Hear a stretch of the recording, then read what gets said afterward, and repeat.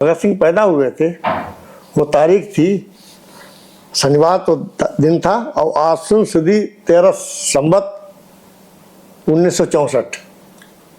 इस समय क्या चल रहा है 2080 चल रहा है, कितना समय पहले पैदा हुए थे। और अंग्रेजी तारीख, चूंकि अंग्रेजी तारीख से आज का सब कुछ चलता है, अंग्रेजी तारीख उस दिन 28 सितंबर थी। आज है, आज 28 है ना।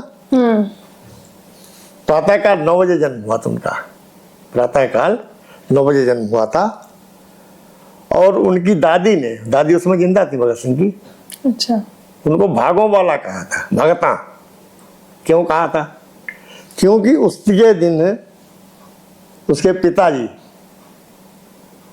जेल से छूट के आए थे और चाचा स्वर्ण सिंह दोनों ही जेल से छूटे थे उसी दिन जिस दिन भगत सिंह जन्मा था। सोचिए उस परिवार के लिए कितनी बड़ी बात होगी कि बाप उसी दिन जेल से छूट के आ रहा है और चाचा भी जेल से छूट के आ रहा है। और उनके जो एक चाचा थे स्वर्ण सिंह, वो उनको निर्वासन का दंड दिया गया। निर्वासन जानती हो किसे कहते हैं? निर्वासन होता है उम्र कैद, जो कहाँ रखा जाता था, अंडमान में। वो वहां से उस दिन मुक्त हुए थे, निर्वासन की अवधि समाप्त हुई थी। तो उनकी दादी ने कहा कि हमारा घर में बेटा ऐसा पैदा हुआ इसके हाँ पूरा खानदान वापस आ रहा है। तो इसलिए उन्होंने भगता कहा था, भगता पैदा हुआ हमारे घर में। जैसे राम प्रसाद जब पैदा हुए थे तो उन्होंने कहा कि हमारा बेटा, मूलमती ने कहा था कि हमारा बेटा राम की शक्ल का है, बिल्कुल राम जैसी शक्ल है। तो इसलिए उसका नाम राम था। राम प्रसाद का जो असली नाम था वो घर का राम ही था। अच्छा, उसी नाम से उन्होंने बहुत सारे लेख भी लिखे। ऐसे भगत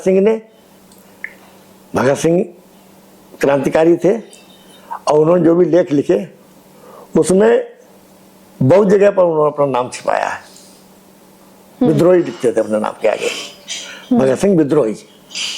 अच्छा, उसने कहा कि मेरा धर्म ही विद्रोह है। धर्म ही उसने विद्रोह बना लिया, तो विद्रोही नाम से बहुत लिखा भगत सिंह ने भी। 7 साल की उम्र में उनका यज्ञोपवीत हुआ था।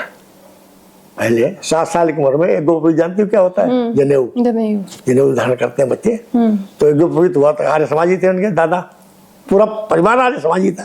अच्छा, पूरा परिवार आर्य समाजी था। उस घर में कम्युनिस्ट कैसे पैदा हो सकता है, सोचिए। इसका उत्तर दक्षिण को लो। लेकिन ठीक है भाई, 10 आदमी मिलकर जो बात कहते हैं वो प्रचलित हो जाती है। बहुत सारी दंत कथाएं बना दी गई गलत सही, और वही चल गई उनके नाम से। वही लोग उन्होंने उठा लिया उसको। 7 साल के वर्ष में जनेऊ हुआ था। और जनेऊ पर क्या कहा था उन्होंने, वो देखिए।